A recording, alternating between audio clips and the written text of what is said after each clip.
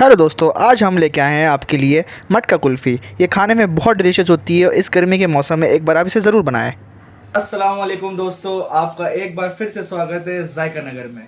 इस गर्मी की सीज़न में मैं आज आपके लिए लेके आया हूँ एक बहुत ही रिफ्रेशिंग डिश जिसका नाम है मटका कुल्फ़ी। ये बहुत ही आसानी से बन जाती है, सिर्फ 10 से 15 मिनट आपको लगेंगे इसके पूरे प्रिपरेशन में और ये बहुत आसानी से बन के तैयार होती है। इसको अपने बच्चों को खिलाएं, अपने रिलेटिव्स को खिलाएं, बहुत बढ़िया बन के तैयार होती है।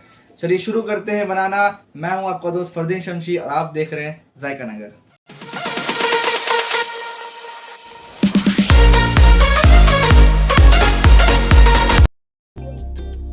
सबसे पहले मटका कुल्फ़ी बनाने के लिए मैंने यहाँ पे लिया है 1 कप मिल्क। इस मिल्क को मैं थोड़ा सा गर्म कर लिया था। अब मैं इसमें मिला रहा हूँ 1 पिंच सैफ़रॉन। अगर आपके पास सैफ़रॉन ना हो तो आप येलो फूड कलर का भी इस्तेमाल कर सकते हैं। इसको आप साइड में रखेंगे। अब चलते हैं हमारे नेक्स्ट स्टेप की तरफ। नेक्स्ट स्टेप में मैंने एक ग्राइंडर जार लिया है। इसमें हम अपने ड्राई इंग्रेडिएंट्स को ग्राइंड करेंगे। तो सबसे पहले मैंने लिया है यहाँ पे 10 से 12 आलमंड्स। इसका फ्लेवर बहुत अच्छा होता है, इसका इस्तेमाल आप ज़रूर करें। फिर मैंने लिया यहाँ पे 8 से 10 पिस्ता, जिसको हम पिस्ताचियो भी कहते हैं। फिर हम यहाँ पे डालेंगे कैशू नट। यहाँ पे मैंने सॉल्टेड कैशू यूज़ किए हैं, आप चाहे तो प्लेन भी यूज़ कर सकते हैं। फिर मैं इस्तेमाल करूँगा यहाँ पे 5 ग्रीन कार्डमम का, जिसे छोटी इलायची भी कहते हैं। आप चाहे तो कूट के डालिए या ऐसे भी डाल सकते हैं। फिर मैं यहाँ पे लूँगा 4 टेबल स्पून शुगर। आप चाहे तो इसको कम ज़्यादा कर सकते हैं अपने फ्लेवर के हिसाब से। इतनी शुगर लेकिन इतने दूध के लिए काफ़ी होगी। अब हम ये सारे ड्राई इंग्रेडिएंट्स को फाइन पाउडर में ग्राइंड कर लेंगे। अब हम चलते हैं अपने थर्ड स्टेप की तरफ। इसमें अब मैं बड़ा एक ग्राइंडर जार लूँगा, क्योंकि हमारे जो भी इंग्रेडिएंट्स बचे हुए हैं यहाँ पे हमें फाइन पेस्ट करना है। तो सबसे पहले मैं ले रहा हूँ यहाँ पे 3 टेबलस्पून फ्रेश क्रीम। आप चाहे तो अमूल क्रीम का भी इस्तेमाल कर सकते हैं। फिर मैंने यहाँ पे डाला है हाफ़ कप मिल्क पाउडर।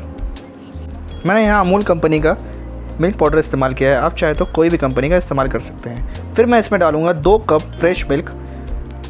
ये एकदम रूम टेम्परेचर वाला मिल्क है, आप चाहे तो कोई भी मिल्क इस्तेमाल कर सकते हैं, लेकिन मैंने यहाँ पर फुल फैट मिल्क इस्तेमाल किया है।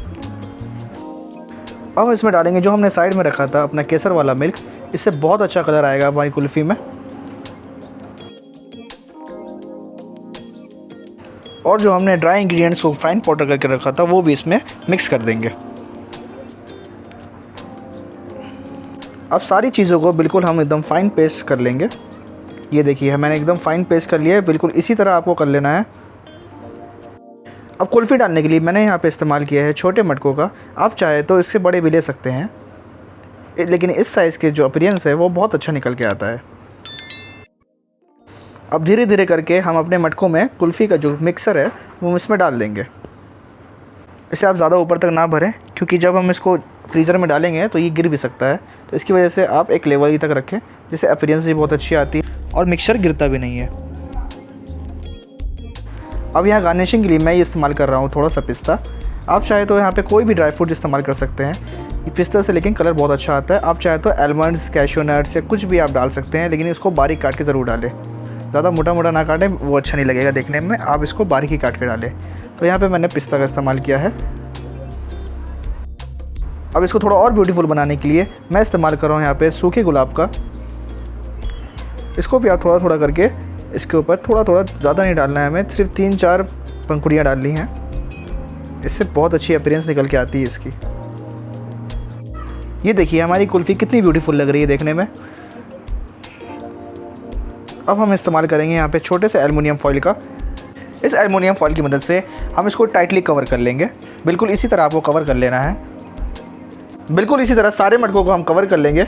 अब इसको हम डालेंगे फ्रीज़र में। मैंने यहाँ पे ओवरनाइट फ्रीज़र में रखा था, आप चाहे तो 5-6 घंटे भी रख सकते हैं, उसमें भी बिल्कुल अच्छे से फ्रीज़ हो जाता है। ये